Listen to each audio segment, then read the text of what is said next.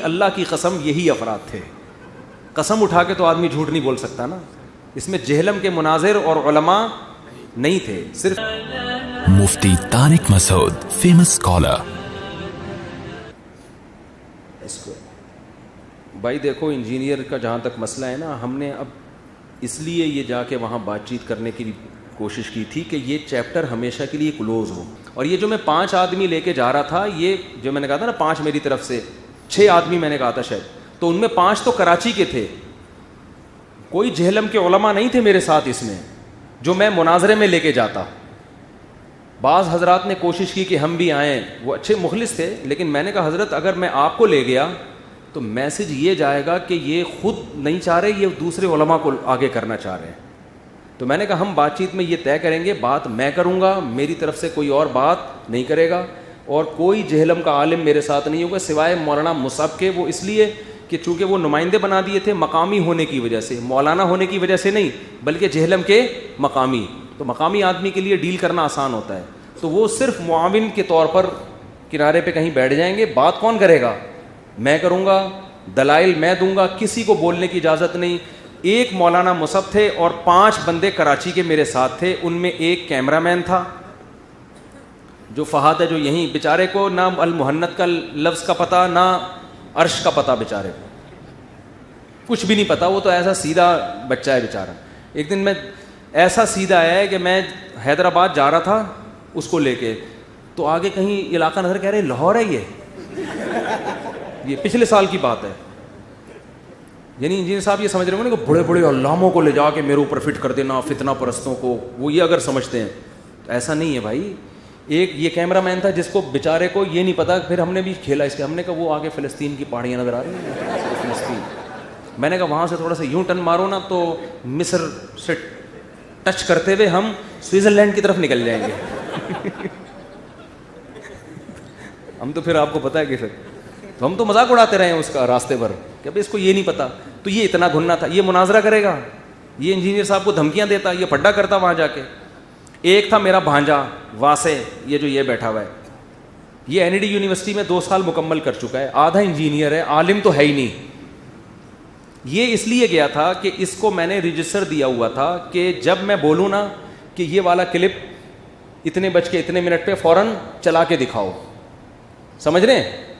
تو اس کے پاس وہ کلپوں کے پورے ریکارڈ ہم نے, ایک آدمی اپنے جیب میں ساری چیزیں تھوڑی ڈالے گا کہ جب میں آپ سے وہ کلپ مانگوں آپ نے وہ کلپ پیش کرنا ہے کہ آپ نے فلاں کلپ میں یہ ارشاد فرمایا ہے, ٹھیک ہے نا, یا آپ اپنے دعوے سے پیچھے ہٹ رہے ہیں, کچھ بھی ہے. یہ اس کام کے لیے تھا.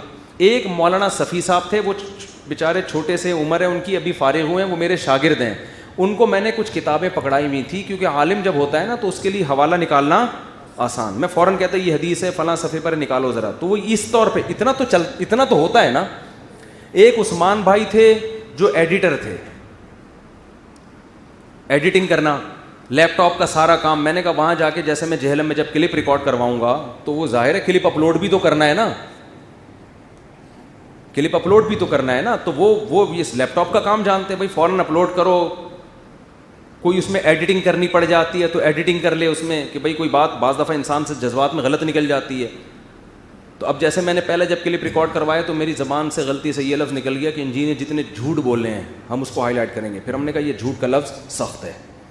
جب دعوی کر دیا جھوٹ بول دی ہے تو اب وہ کہے گا جب آپ نے تو طے کر کے آئے ہیں نا, تو ہم نے کہا یہ جھوٹ کا لفظ کیا کرو, یہ ختم کرو. اسی وقت ریکارڈ ہو کے یہ جھوٹ کا لفظ نکال کے اسی وقت اپلوڈ کر دیا ہم نے. تو یہ اس کے لیے عثمان بھائی تھے, یہ لیپ ٹاپ کا سارا کام سنبھالتے ہیں.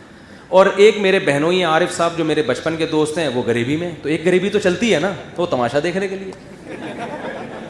مشاورتی کونسل میں وہ ہمارے لنگوٹی یار ہیں, 8ویں کلاس سے ہم دونوں دوست ہیں, ساتھ ہیں. تو ہم نے کہا چل تو انجوائے کرنے کے لیے, تو ایک بندہ تو تماشائی بن سکتا ہے نا.